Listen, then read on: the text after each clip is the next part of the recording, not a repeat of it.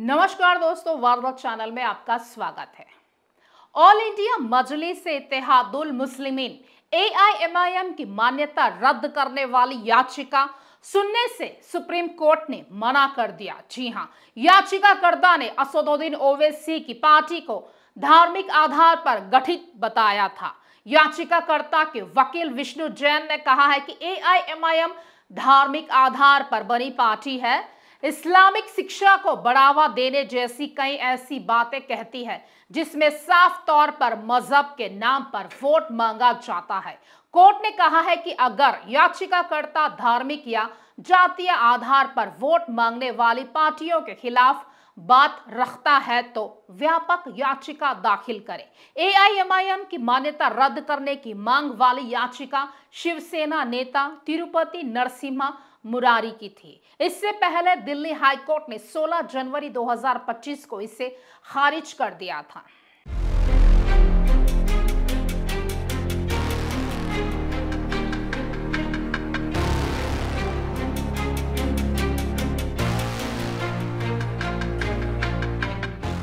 Supreme court ने all India मजलिस Ittehadul Muslimeen AIMIM के पंजीकरण को चुनौती देने वाली याचिका पर मंगलवार को सुनवाई की। कोर्ट ने पार्टी को राहत देते हुए रजिस्ट्रेशन को रद्द करने वाली अर्जी पर सुनवाई से इनकार कर दिया। याचिकाकर्ता तिरुपति नरसिम्हा मुरारी ने दावा किया था कि पार्टी धार्मिक आधार पर वोट मांगती है, जो धर्मनिरपेक्षता के सिद्धांत का उल्लंघन है। जवाब में सर्वोच्च न्यायालय ने कहा है कि पुराने धार्मिक ग्रंथों की किसी भी शिक्षा में कोई बुराई नहीं है। कोर्ट ने कहा है कि कुछ दल ऐसे हैं जो जातिगत भावनाओं पर निर्भर करते हैं। यह भी उतना ही खतरनाक है। व्यापक परिप्रेक्ष्य सुधारों का है। किसी भी पक्ष को शामिल किए बिना आप सामान्य मुद्दे उठा सकते हैं। जरूरत पड़ने पर अदालत ध्यान रखेगी।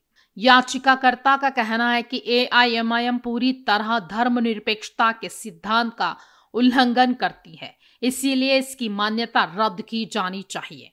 अब इस मामले में सुप्रीम कोर्ट में सुनवाई करते हुए याचिका खारिज कर दी गई है। सुप्रीम कोर्ट ने कहा है कि संविधान में अल्पसंख्यकों को कुछ अधिकारों की गारंटी दी गई है। पार्टी के घोषणा पत्र में कहा गया है कि वह उन अधिकारों की रक्षा के लिए काम करेगी। जस्टिस सूर्यकांत ने कहा है कि यह समाज के हर पिछड़े वर्ग के लिए है। आर्थिक और शैक्षणिक रूप से पार्टी का संविधान यही कहता है। सुप्रीम कोर्ट ने कहा है कि पार्टी का संविधान भारत के संविधान के खिलाफ नहीं है। यह तर्क कि AIMIM किसी विशेष समुदाय के हित में काम करना चाहती है, खारिज किया जाता है। सर्वोच्च न्यायालय ने याचिकाकर्ता को किसी विशेष दल व्यक्ति पर आरोप लगाए बिना सुधारों की मांग करते हुए व्यापक दायरे में नई याचिका दायर करने की स्वतंत्रता दी है। वकील विष्णु जैन की तरफ से तर्क दिया गया कि वह मुसलमानों में इस्लामी शिक्षा को बढ़ावा देगी, एक राजनीतिक दल जो भविष्य में सत्ता में आएगा। भेदभाव यह है कि आज अगर मैं चुनाव आयोग के सामने जाकर हिंदू नाम से पंजीकरण करवाऊं, जस्टिस कांत ने कहा है कि अगर चुनाव आयोग वेदों या किसी भी चीज की शिक्षा पर आपत्ति जताता है तो कृपया उचित मंच पर जाए, कानून उसका ध्यान रखेगा। पुराने ग्रंथ, किताबें या साहित्य पढ़ने में कोई बुराई नहीं है। कानून में बिल्कुल भी कोई प्रतिबंध नहीं है। कोर्ट ने वकील के सवाल पर कहा है कि यह संविधान के दायरे में ही है। अगर कोई राजनीतिक पार्टी कहती है कि हम संविधान द्वारा संरक्षित बातों की शिक्षा देंगे, इस पर जैन ने कहा है कि वह पार्टी कहती है कि वह मुसलमानों के बीच एकता के लिए प्रयास करेगी। सिर्फ मुसलमान ही क्यों, हम सब क्यों नहीं। जस्टिस कांत ने कहा है कि यह आपको खंड 8 में मिलेगा।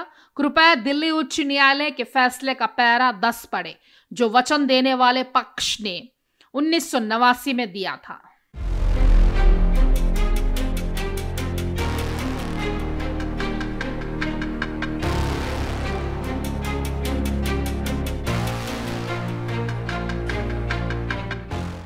खास खबरों के लिए हमारे साथ बने रहिए।